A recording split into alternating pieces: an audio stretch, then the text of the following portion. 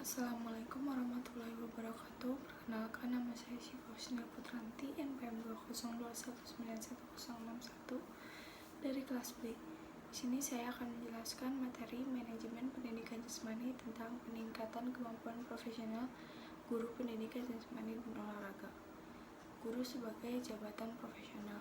Seorang guru perlu memiliki kemampuan khusus, kemampuan yang tidak mungkin dimiliki oleh orang yang bukan guru. Ada beberapa syarat atau ciri pokok dari pekerjaan profesional, yaitu 1. Pekerjaan profesional ditunjang oleh status ilmu tertentu secara mendalam yang hanya mungkin diperoleh dari lembaga pendidikan yang sesuai. 2. Suatu profesi menekankan kepada suatu keahlian dalam bidang tertentu yang spesifik sesuai dengan profesinya.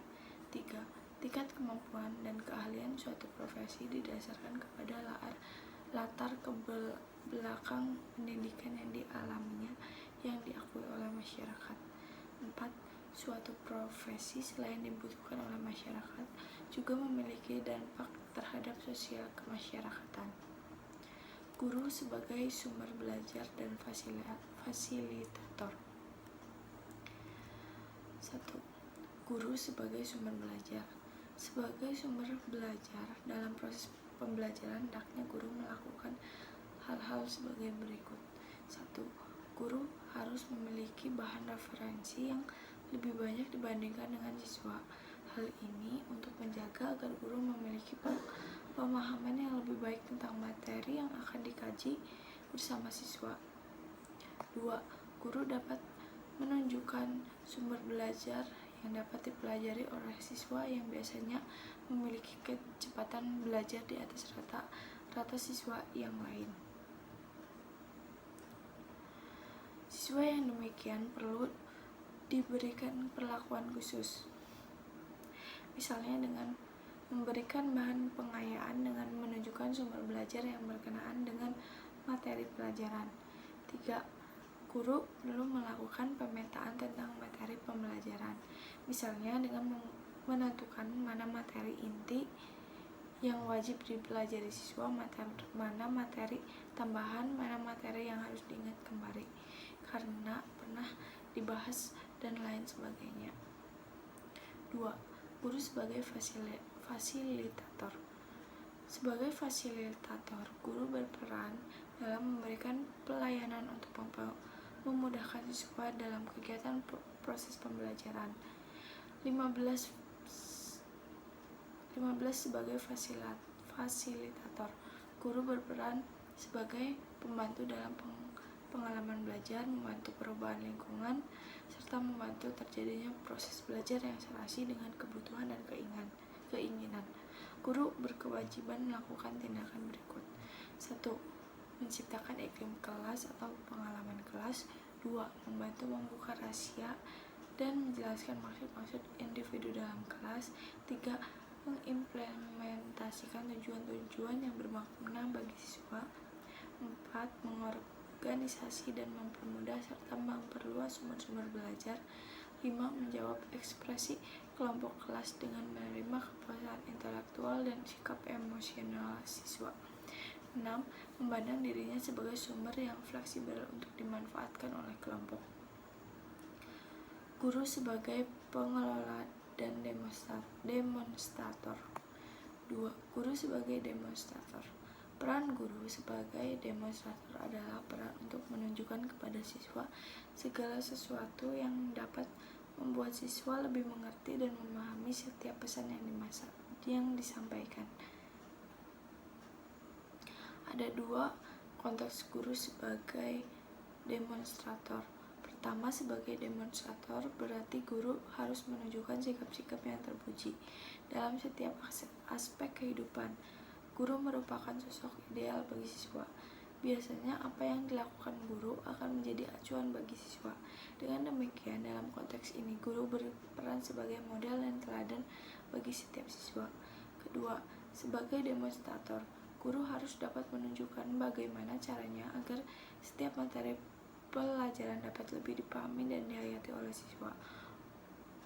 Oleh karena itu, sebagai demonstrator, erat kaitannya dengan pengaturan strategi pembelajaran yang lebih efektif. 1. Guru sebagai pengelola. Sebagai pengelola pembelajaran atau learning manager, guru berperan dalam menciptakan iklim belajar yang memungkinkan siswa dapat belajar secara nyaman. Melalui pengelolaan kelas yang baik, guru dapat menjaga kelas agar tetap kondusif untuk terjadinya proses belajar seluruh siswa. 2. Guru sebagai motivator. Guru sangat penting dalam memberikan motivasi, mendorong dan memberikan respon positif guna membangkitkan kembali semangat siswa yang mulai menurun. 3. Guru sebagai evaluator. 1. Evaluasi untuk menentukan keberhasilan siswa. Evaluasi guru dapat menentukan apakah siswa yang diajarnya sudah memiliki kompetensi yang telah ditetapkan, sehingga mereka layak diberikan program pembelajaran baru, atau malah sebaliknya, siswa belum dapat mencapai standar minimal sehingga mereka perlu diberikan program remedial. 2. Evaluasi untuk menentukan keberhasilan guru. Evaluasi untuk menentukan keberhasilan guru tentu saja tidak sekompleks untuk menilai keberhasilan siswa, baik dilihat dari aspek waktu pelaksanaan maupun dilihat dari aspek pelaksanaan. Biasanya evaluasi ini dilakukan setelah proses pembelajaran berakhir atau yang biasa disebut dengan post-test. 1. Guru sebagai pembimbing. Guru berusaha membimbing siswa agar dapat menemukan berbagai potensi yang dimilikinya, membimbing siswa agar dapat mencapai dan melaksanakan tugas-tugas perkembangan mereka, sehingga dengan tercapainya itu ia dapat tumbuh dan berkembang sebagai individu yang mandiri dan produktif. Kompetensi guru pendidikan jasmani. 1. Kompetensi pedagogik merupakan kemampuan guru dalam mengelola pembelajaran.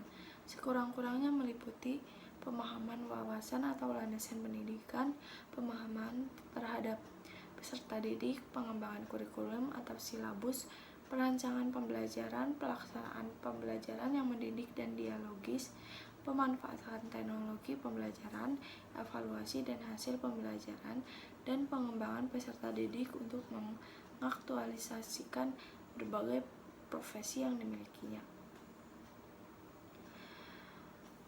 2.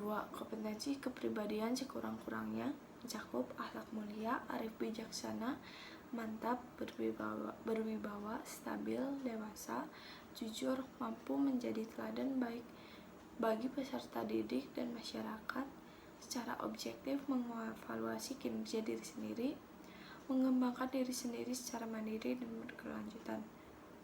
3. Kompetensi sosial merupakan kemampuan guru sebagai bagian dari masyarakat, sekurang-kurangnya meliputi 1. Berkomunikasi lisan atau tulisan atau isyarat, 2. Menggunakan teknologi komunikasi secara fungsional, 3. Bergaul secara efektif dengan peserta didik, sesama pendidik, tenaga pendidikan, pimpinan satuan pendidikan, orang tua atau wali peserta didik.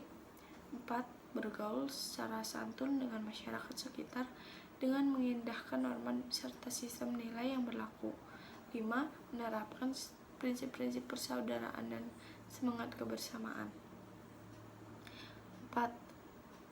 Kompetensi profesional merupakan kemampuan guru dalam menguasai pengetahuan bidang ilmu, teknologi, dan seni yang sekurang-kurangnya meliputi penguasaan materi pelajaran secara luas dan mendalami sesuai standar isi program satuan pendidikan, mata pelajaran dan kelompok mata pelajaran yang diampunya.